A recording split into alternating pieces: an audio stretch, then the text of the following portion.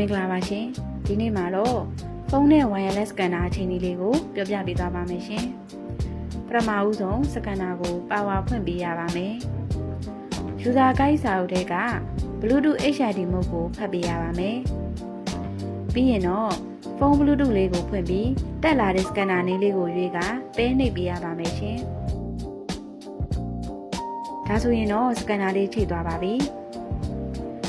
wireless scanner တွေကိုဖုန်းနဲ့သုံးတဲ့အခါ Bluetooth HID mode ကိုမဖြစ်မနေဖတ်ပေးရပါမယ်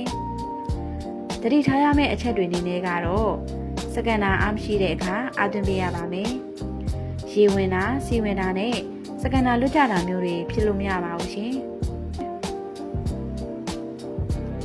သုံးလို့ပြီးသွားလို့ scanner လေးပိတ်မယ်ဆိုရင်တော့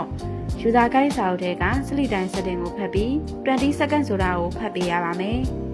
ဒါဆိုရင်တော့စက္ကန့်20ကြာတာနဲ့စကန်နာကသူ့အလိုလိုပိတ်သွားပါမယ်ရှင်။